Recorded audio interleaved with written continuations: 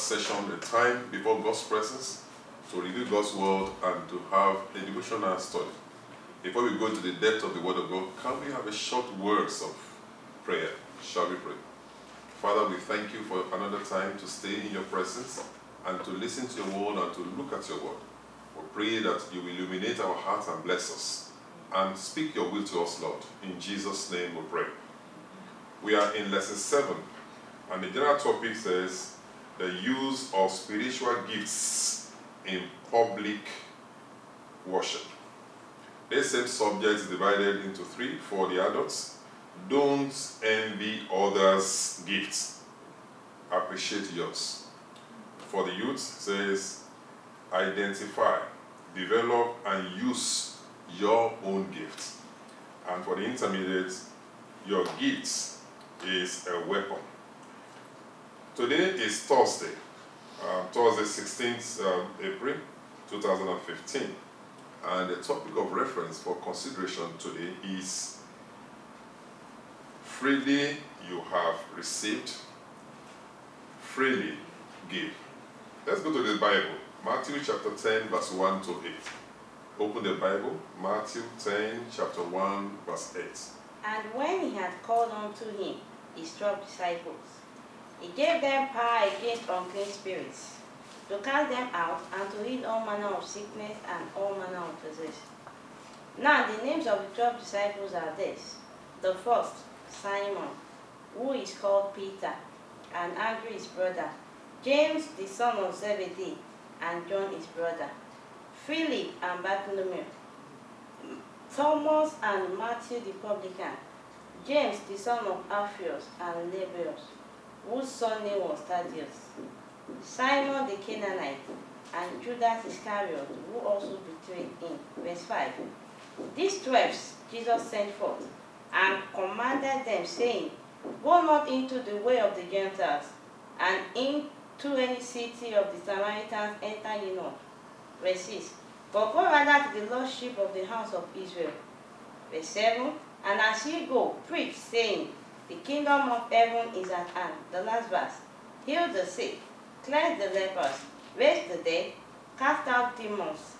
Freely you have received, freely give. The Lord bless his word as you have read. Let's go to some short word of trying to look at what the Lord is saying here. You will see from the first part of that scripture, Jesus called people. Whatever the Lord has given unto you, let me tell you, is after the Lord has called you. And if you are there, you have still not given your life to Christ, you can't enjoy the benefit of salvation and the gift of God. Today we have a lot of people who are manifesting gifts that supposedly look like what Jesus has given, but they are not called of God. The first thing, if you have not given your life to Christ, the first thing to do is to come unto him. He will give you necessary tool for service. And reading down, the Bible tells us, and read out the names of people that God called. Your name will be counted among the people that the Lord has called. Today is the day if you have not made a decision. If you have made a decision, God has responsibility for you. While we are reading, God gave them ability. Let me say to you, whatever God gives to you as ability in service or worship, God has given it for a purpose. God told the disciples, all of them, he gave them description of where to go to. May I say to you that it's not that God doesn't want them to get to that particular place or other places, but for that timing, God wants them to do a function.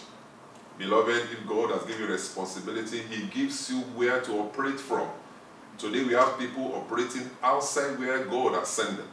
If you go outside where God has not sent you to, you are not going to meet, what you will meet there is failure.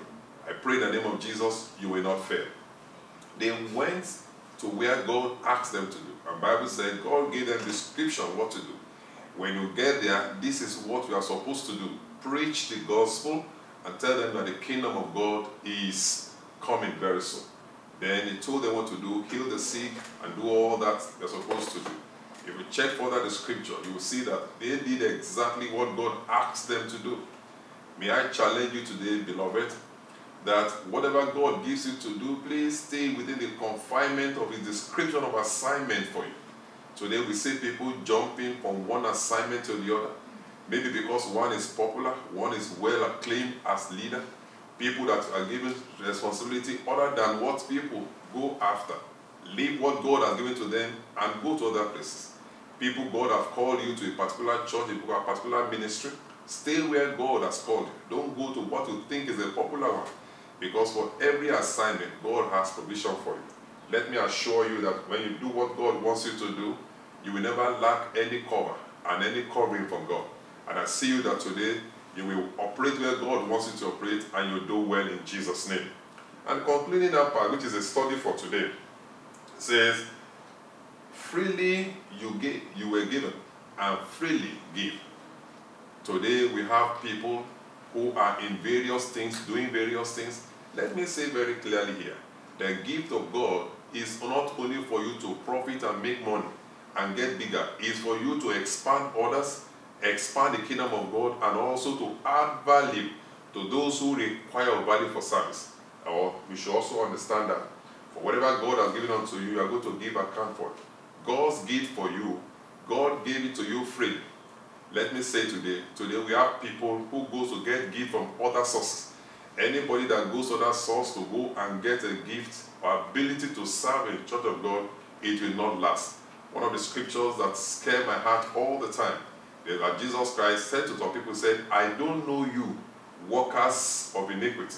There are people, and they were saying to Jesus, said, in your name we cast a demon, in your name we heal the sick, and Jesus said to them, I don't know you, workers of iniquity. The fact that you are doing wonders and miracles and all that doesn't mean that you are doing what God wants you to do. Beloved, whatever gifting God has given unto you, He gave it to you freely. Whatever comes from that gifting in terms of name, in terms of fame, in terms of money, is not for you to profit with their 100%. It's for you to plow it back to the service of God and mankind and help others who are looking unto God for supply. Beloved, God has given you grace. Don't forget that it's God that gives you. And if God gives you, God can take it back. If God gives you grace to serve how God has given you. Do what God wants you to do. Don't follow the trend. Don't follow the crowd. Because if God gives you, He can also take it. The story that came to my heart as I'm speaking to you is the man called Saul. God gave him leadership role. He did what God did not ask him to do. Or he did partial obedience. May I say to you that partial obedience is no obedience at all. You saw that God took it from him and God gave somebody else. I just pray in the name of Jesus, that which the Lord has given unto you for service, He will not take it away from you. Because the Bible said, and an evil spirit came in place of the Spirit of God. You will not harbor evil spirit in Jesus' name. Before we go, let's check the point of emphasis today. The point of emphasis says to us, follow God's instruction, and He knows how to compensate you.